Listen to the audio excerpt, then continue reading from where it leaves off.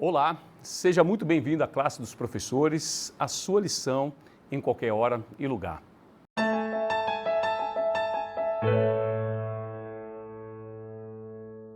Muito bom, que bom você estar aqui de volta, maravilha, é sempre bom a gente compartilhar esse conhecimento, estarmos juntos. É interessante quando a gente vai lendo os comentários, vendo da onde as pessoas nos assistem e realmente traz essa proximidade, parece que a gente vai já se conhecendo, isso é muito bacana. E eu já vou até te fazer um pedido, se você não é inscrito no canal, se inscreve no nosso canal, curte, né, as nossas programações para que o YouTube possa distribuir esse conteúdo para mais e mais pessoas e ative também o sininho, porque sempre que entrar um conteúdo novo, você vai ser avisado que tem conteúdo novo para você. E eu gostaria, inclusive, que você deixasse aqui no comentário de onde você nos assiste, porque isso é interessante, a gente fica aqui lendo os comentários e gostando até de mandar abraços especiais para você que nos assiste. E por isso eu vou mandar um abraço muito especial para 3 pessoas aqui. Primeiro para Abner Nunes, que nos assiste de Engenheiro Coelho, São Paulo. Gostaria de dizer que eu tive uma oportunidade de ir em Engenheiro Coelho, né, quando tinha o programa da Novo Tempo, o 180 graus, o ponto da virada, eu fui dar um testemunho aí e fiquei impressionado com a universidade, com a cidade, foi muito bacana, uma experiência incrível. Então, Abner, um abraço para você. Um abraço também para Rosa Mirtes, que nos assiste de Tutóia, na Bahia. E um abraço também para o Edivaldo Almeida, de Alagoas. Agora, vale uma informação muito importante. A gente agradece você, a sua audiência, mas assistir a esse vídeo não substitui a sua responsabilidade de ler, né, de debruçar sobre essa leitura e fazer o seu estudo particular em oração, aí na sua casa. Mas, claro, esse conteúdo entra como um complemento do que você já estudou. E aí, antes de começar, eu gostaria de te convidar para você curvar sua fronte para fazermos uma breve oração. Oremos. Senhor Deus e eterno Pai, louvado seja o seu nome. Obrigado, ó Deus, por essa oportunidade de estarmos aqui juntos, estudando, recapitulando essa lição que é tão importante e que essa lição dessa semana vai trazer um conteúdo muito nobre, falando de um sentimento tão ruim que nós precisamos estar atentos, que é a cobiça. Que o seu Santo Espírito nos convença, nos transforme, para que cada vez mais a gente se transforme a nossa mente, o nosso caráter, a nossa personalidade, tal como a mente, o caráter e a personalidade de Cristo, para que no final nós possamos contemplar a sua breve volta, não como o mundo que vai correr de medo, mas que a gente possa estar derramando lágrimas de felicidade, reconhecendo o Senhor em espírito e verdade, para que juntos possamos habitar os céus pelos séculos dos séculos. Nos orienta nesse momento, abençoe a cada um que está nos assistindo também, é o que eu te peço e agradeço, em nome de Jesus. Amém. Lição 9 diz aqui o cuidado com a cobiça, e o verso para memorizar diz aqui, está em Lucas 12, verso 15. Tenham cuidado e não deixem dominar por qualquer tipo de avareza, porque a vida de uma pessoa não consiste na abundância dos bens que ela tem. E aqui o autor foi muito feliz na introdução, que diz que a cobiça ela é definida por um desejo desordenado de uma pessoa por riqueza ou por posses que não lhe pertencem. E a cobiça, na verdade, ela é um grande problema e ela se equipara à mentira, ao roubo e ao assassinato. E ela é tão prejudicial que Deus escolheu advertir contra ela e colocou ela justamente no seu 10º mandamento, que diz aqui: não cobice a casa do próximo, não cobice a mulher do seu próximo, nem o seu servo, nem a tua serva, nem o seu boi, nem o seu jumento, nem coisa alguma que pertença ao seu próximo. Isso está em Êxodo 20, verso 17. Então a cobiça também é listada frequentemente como um dos pecados mais abomináveis. E aí aqui ela na introdução diz aqui, será que a cobiça é listada junto com extorsão, idolatria, fornicação e adultério?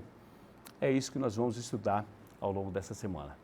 E para começar, nós estamos aqui no domingo, pastor. O domingo a lição traz o tema sobre o supremo pecado original. E aí eu pergunto, né, que o cerne da questão realmente com Lúcifer ali foi a cobiça. Portanto, talvez realmente ela seja, né, esse pecado original supremo, né? E nós lemos aqui em domingos Isaías 14, verso 12, verso 12 ao verso 14, que diz assim: quais os indícios são dados sobre a queda de Lúcifer? e como a cobiça teve realmente um papel crucial na queda. E mais, nós lemos também em Efésios 5, verso 5, e Colossenses 3, verso 5, com que Paulo comparou a cobiça. E por quê, pastor? Essa lição, Ricardo, ela tem tudo a ver, evidentemente, com o trimestre, né? Que fala de nossa experiência com Deus, né? Na fidelidade, no dízimo, em todas as partes que fazem o contexto da vida cristã acontecer, né? E a gente agora, nessa semana, está de volta ao Éden, já começando aqui no início da lição, né? O Éden e a história de Adão e Eva e etc., que é tida por muitos como uma fábula, né? Não é uma coisa real, que de fato ocorreu e tudo mais, mas quando a gente estuda a Bíblia, com a fé que Deus coloca no coração da gente, nós descobrimos que há uma realidade muito flagrante, muito real nesse fato que ocorreu no Éden, quando Adão e Eva, enganados por Lúcifer, pecaram. O Novo Testamento usa a expressão grega eptímia, né? Que tem o sentido de desejo, de cobiça, de concupiscência, né? O autor da lição coloca que talvez esse tenha sido a cobiça, o pecado por trás de tudo, né? Irmão White fala que o pecado por trás de tudo é o egoísmo, que também tem que ver com a cobiça, né? O que aconteceu com Lúcifer nos textos que você menciona, ou no texto que você menciona? Lúcifer olhou para Deus, olhou para a grandeza de Deus, e ao invés da grandeza de Deus, que causava reverência nos outros anjos, causar reverência no coração dele, foi suscitar um sentimento de cobiça, de desejo exacerbado de ter a adoração que Deus recebia dos anjos. A referência, ou a reverência que Deus recebia dos anjos, Lúcifer passou a cobiçá-la, a desejá-la de forma descontrolada para si mesmo. Não, eu é que mereço essa adoração, essa reverência toda dos anjos para com Deus, para com Jesus Cristo, porque eu também sou uma pessoa destacada, que eu sou o chefe dos chefes aqui. Eu sou da diretoria, eu também precisava dessa veneração, né? Eu sou o querubim cobridor, eu sou o ápice da beleza, eu sou o suprassumo do talento. Toda a reverência que é prestada ao Senhor, ela é prestada com louvor. Quem treina, quem organiza, quem ensaia estes louvores, senão eu? Não é? Então, Lúcifer, na verdade, ele não queria ser como Deus é, santo. Ele queria ser como Deus no sentido de receber o louvor e a adoração que Deus recebia. Se ele quisesse ser santo, humilde, se ele quisesse ser puro como Deus, ele já o era, né? Ele talvez não tivesse caído nesses problemas, né?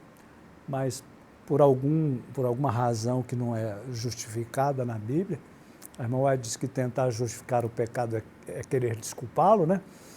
Ele permitiu que o seu coração fosse invadido por esse sentimento negativo que acabou destruindo um anjo.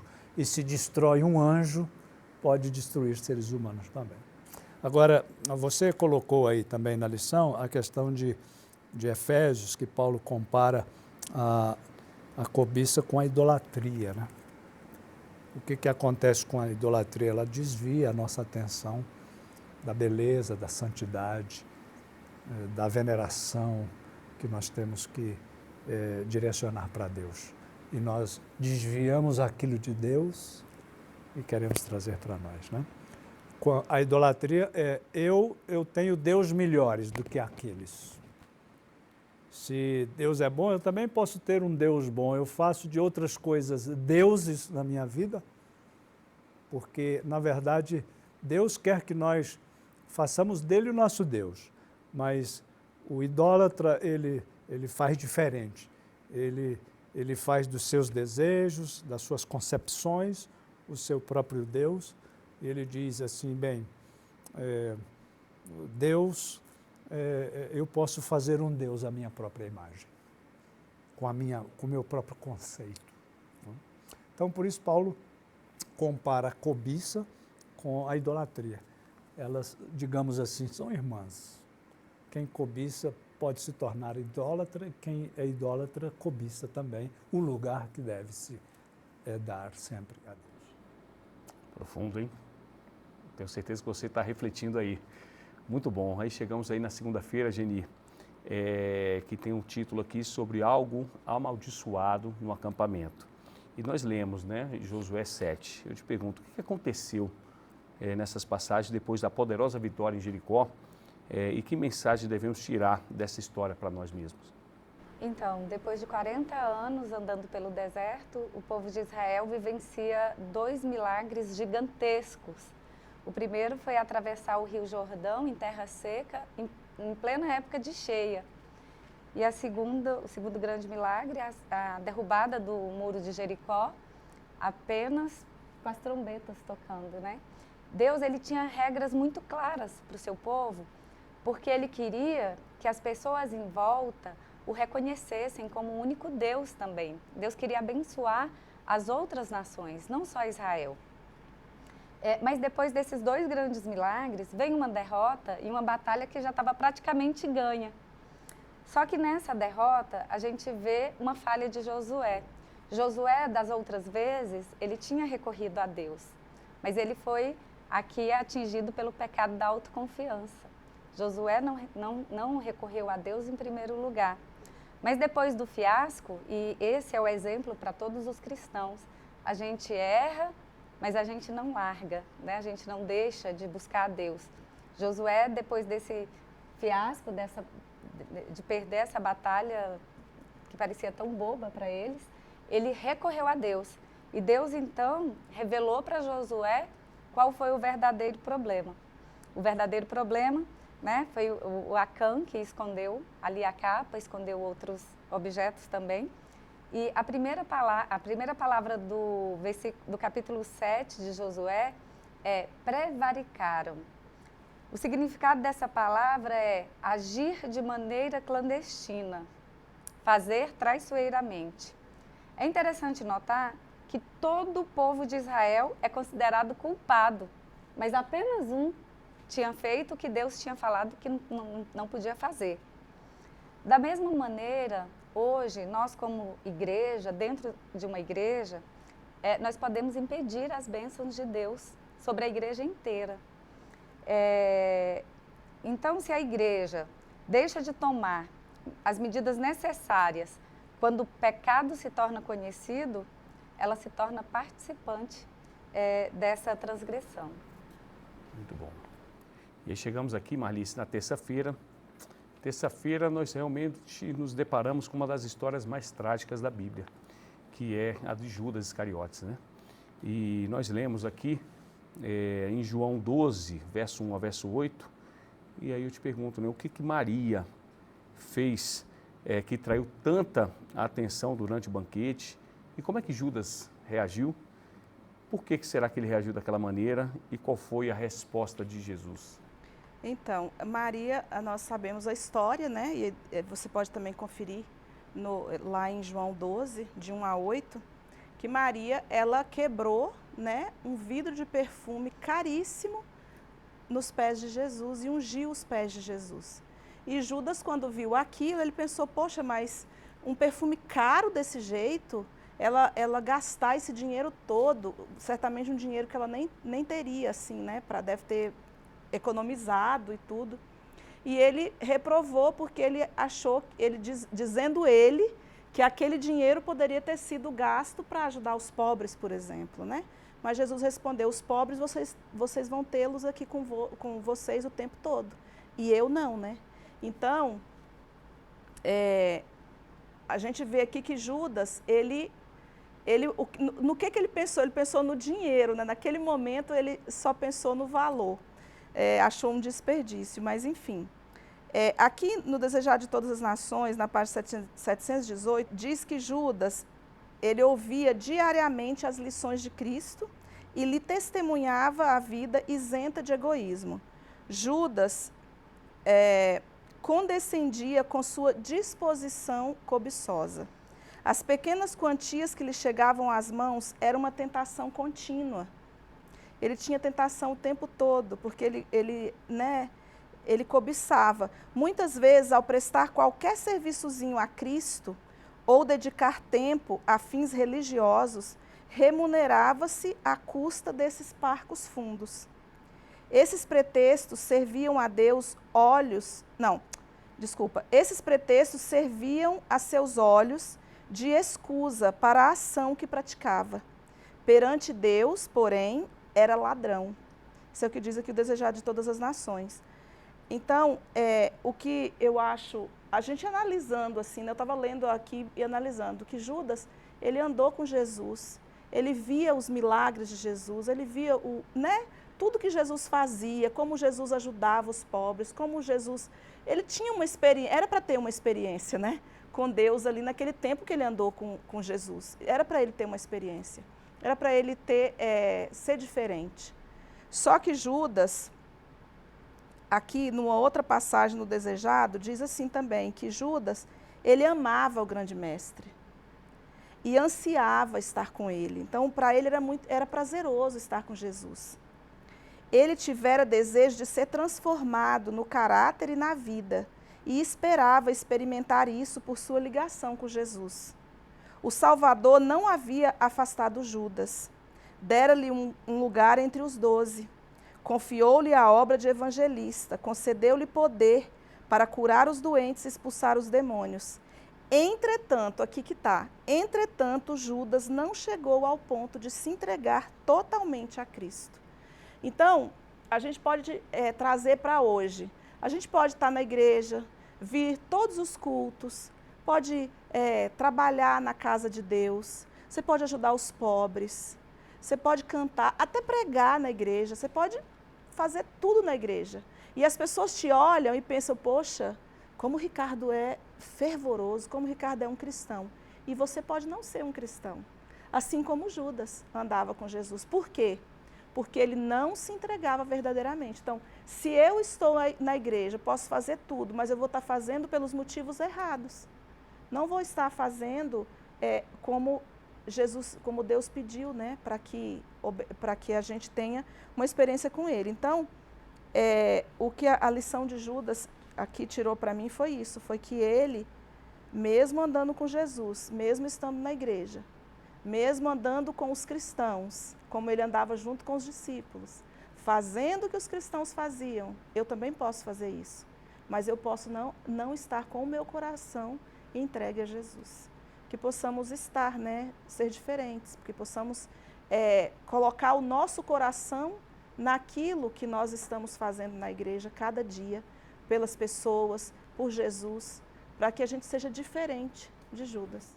Verdade, por isso a importância, né, do culto familiar, cada culto a gente reconhecer e perguntar a Deus, né, será que isso tudo que eu tenho feito tem sido para me agradar ou tem sido para lhe servir? Acho que essa oração ela precisa ser constante, porque muitas vezes a gente pode estar fazendo as coisas, mas conforme o nosso querer, e andar do lado de Cristo não significa estar com Cristo, estar em Cristo. Então isso é uma reflexão que a gente precisa fazer constantemente, em oração pedir para que o Espírito Santo nos dê sabedoria para que a gente realmente esteja agindo conforme o querer de Cristo e não o nosso querer, porque senão nós podemos sucumbir de uma maneira tão terrível como Judas sucumbiu. E aí chegamos aqui na quarta-feira, pastor Davi, nós temos aqui a história, né, a famosa história de Ananias com Zafira. Esse fato se aconteceu aqui em Atos, verso 1 ao verso 11, que conta justamente, né, com riqueza de detalhes essa história. E eu pergunto, o que você acha que foi pior, pastor? Reter parte do dinheiro ou mentir? E por que uma punição tão severa? Essa história que o livro de Atos conta, Lucas é o autor do livro de Atos, né? É uma história, assim, para a gente pensar bem, né, Ricardo? uma história difícil essa aqui. Ananias e Safira eram um casal, né? Eles viveram numa época muito pujante, muito rica da igreja primitiva. A lição coloca alguns pontos aqui interessantes, né? E quando você lê o livro de Atos, você percebe isso exatamente. A igreja vivia um momento de renovação, derramamento do Espírito Santo, conversões, era um movimento muito forte do Espírito Santo. A igreja estava nascendo. E aquilo impressionou a mente das pessoas e milhares se converteram num dia, na pregação de Pedro, por exemplo, né? Uma coisa muito rica, um momento assim emocionante para você se tornar membro da igreja foi aquele lá. Provavelmente Ananias tenha se impressionado com tudo que estava acontecendo na igreja. E o livro de Atos diz que não havia ninguém que tinha necessidade ou padecia de necessidade, porque eles tinham tudo em comum, era uma unidade, um amor fraternal, uma coisa abençoada demais por causa do derramamento do Espírito Santo recentemente ocorrido, né, na vida dos apóstolos e a igreja crescendo e tal. E o Espírito Santo fez a igreja cristã nascer, na verdade, porque agora era uma nova dispensação. O templo, aquelas coisas haviam passado, aí a igreja estava começando no novo modelo, né? Então, Ananias e Safira, o casal, impressionado com tudo aquilo, e que as pessoas repartiam seus bens uns com os outros, vendiam propriedades para ajudar os demais, eles também prometeram para Deus que fariam o mesmo. Nós vamos vender uma propriedade e vamos dar o dinheiro para a igreja. Ocorre que nós conhecemos a história, eles fizeram ligeiramente diferente, né? Eles certamente receberam o dinheiro em casa, os dois olharam, quem sabe os volumes de dinheiro sobre a mesa. Nossa, é muito dinheiro, eu nunca imaginei que fosse tanto dinheiro, né? E que tal se a gente ficasse com uma parte disso daí? E aí o sentimento de cobiça lá, né, do início da lição, lá do princípio da história do pecado, tomou conta do coração deles também.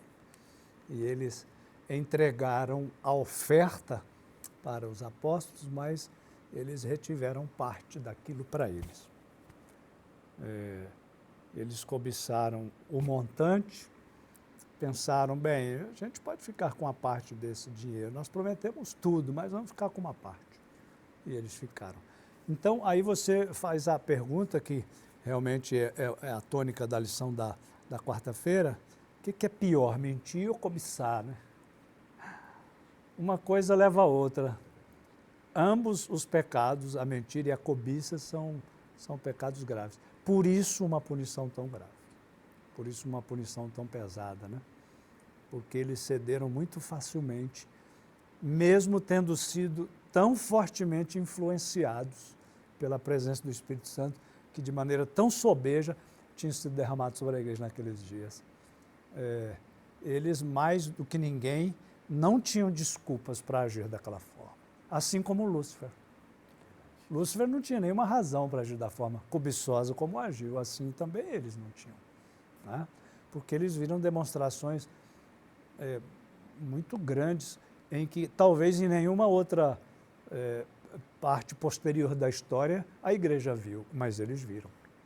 E ainda assim, eles deixaram aquela influência do Espírito Santo resfriar, né?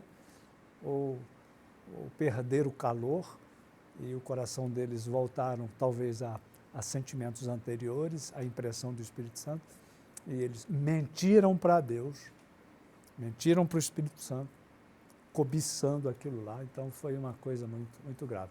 Eles quiseram parecer bonzinhos ou quiseram parecer uma coisa que na verdade eles não foram.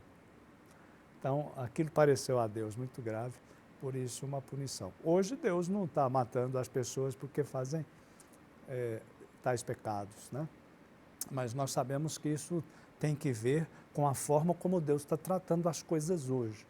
Não significa dizer com isso que a forma nova, digamos, diferente de Deus tratar com o pecado, tenha feito ele anular a existência do pecado, né?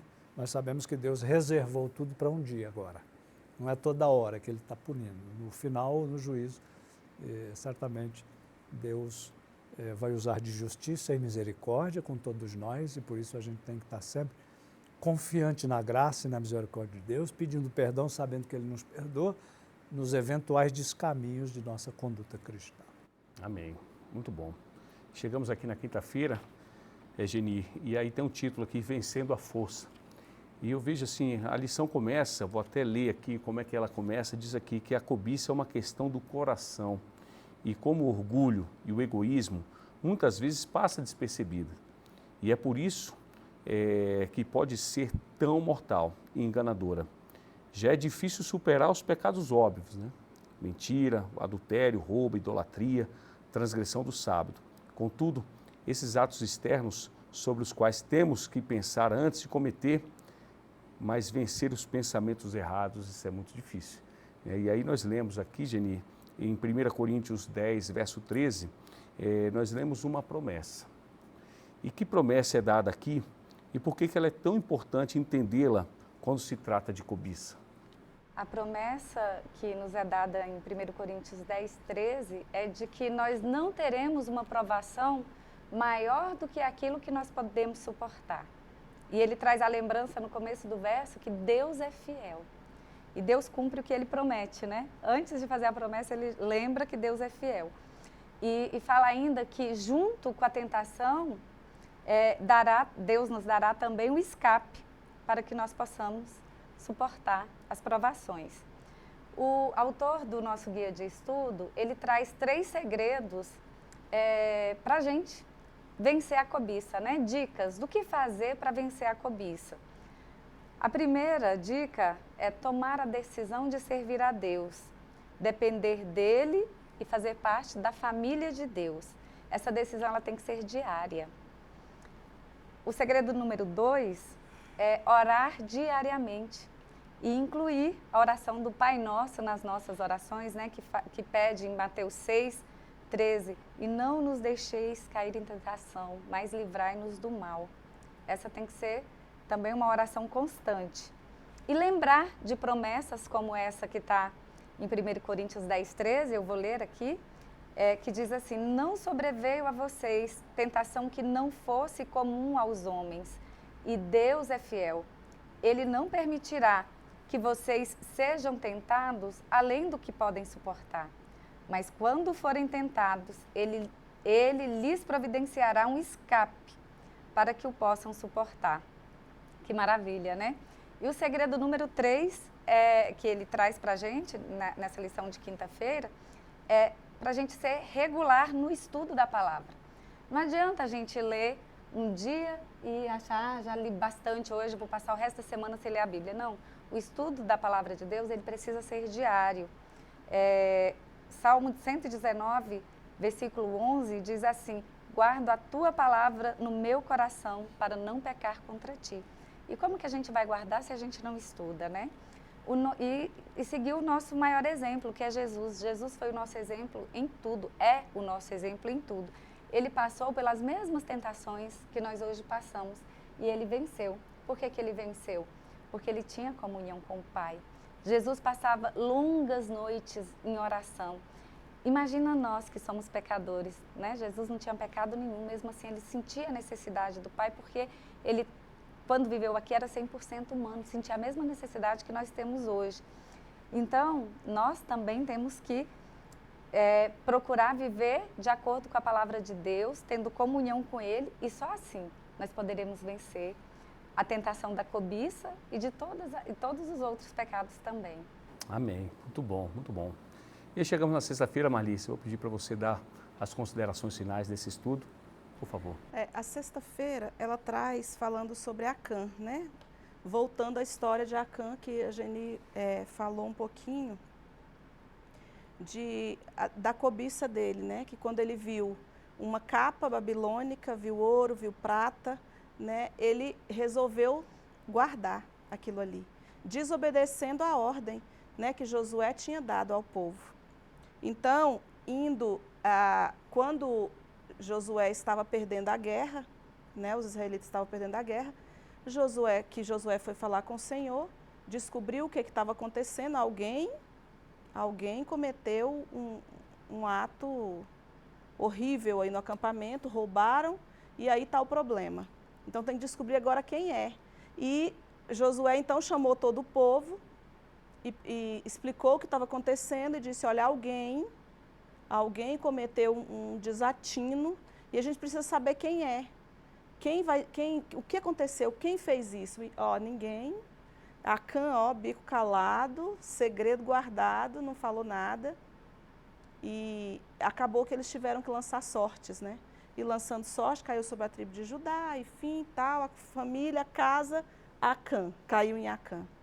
E aí quando chamaram Acã, ele disse, Josué 7:21, quando o imprensaram contra a parede, ele foi obrigado a dizer, né, o que tinha acontecido. Podia ter dito antes, mas não. Mas já foi, na prensa, ele disse assim, Josué 7:21. Olha o que ele diz. Quando vi entre os despojos uma boa capa babilônica e 200 siclos de prata e uma barra de ouro do peso de 50 siclos, cobicei-os e tomei-os. E eis que estão escondidos na terra, no meio da minha tenda e a prata por baixo. Aquela confissão de Acã, naquele momento, não serviu, né? Tardia, exatamente. Passou da hora dele confessar, mas serviu, né, para justificar ali o que seria feito, né? Para provar realmente ele é culpado. Foi para isso que serviu, né? Mostrar que o castigo que seria dado a ele agora era justo, pelo que ele fez. E aqui, falando sobre a cobiça também, diz assim, entre membros da igreja, considerados idôneos e cumpridores do dever, existem, triste a dizer, muitos Acãs. Muito homem vem majestosamente à igreja e senta-se à mesa do Senhor, enquanto entre as suas posses se acham ocultos lucros ilícitos, coisas que Deus amaldiçoou. Por uma boa capa babilônica, multidões sacrificam a aprovação da consciência e sua esperança no céu. E, no entanto, o cobiçoso que professa a religião continua a amontoar tesouros. Que nós estejamos não dentre esses Acãs, né? Que possamos estar entre aqueles que são fiéis a Deus, cumpridores do dever, né? Cumpridores das orientações, para que um dia possamos encontrar, né, com Deus e não passarmos vergonha, né, no dia do juízo, quando Deus vier e para nos buscar, e também para não levarmos a igreja a passar por dificuldades por nossa causa. Porque assim como você falou, né, Geni, que por causa de Acã, todo Israel padeceu. Não é diferente hoje. Se nós estamos com problemas, sabendo que nós estamos cometendo aquele erro, a igreja toda padece. Então devemos pensar também na igreja, né? Nas coisas de Deus, nas pessoas que estão na igreja, que por nossa causa, muitas vezes, a própria igreja é prejudicada. Uau, quanta responsabilidade, né? E tenho certeza que essa lição nos trouxe muita reflexão. E eu gostaria até que você fizesse isso, deixasse aqui no comentário de onde você nos assiste e qual foi o grande aprendizado que você teve dessa lição. Tenho certeza que você compartilhando, a gente vai aprender juntos com vocês também. E eu vou pedir, Geni, você pode fazer uma oração para a gente fechar esse estudo? Podemos. Oremos. Senhor Deus, nós te agradecemos por esse momento que passamos aqui estudando a Tua Palavra. Como é bom, Senhor, estudar e aprender mais de Ti. Pedimos, ó Pai, pelas pessoas que nos acompanham de casa, que elas também sintam essa necessidade de aprender mais de Ti e que sinta também o conforto e a esperança que a Tua Palavra nos dá. Continue abençoando o nosso ministério, a classe dos professores, que possa ser uma bênção para muitas e muitas pessoas. É o que nós te pedimos e agradecemos em nome e pelo amor de Jesus. Amém. Amém. Muito bom, muito obrigado pela sua audiência e eu reforço. Assistir a esse programa é maravilhoso, mas nada substitui o seu estudo diário pessoal. Então, estude bastante a lição e esteja conosco. Espero vocês numa próxima lição.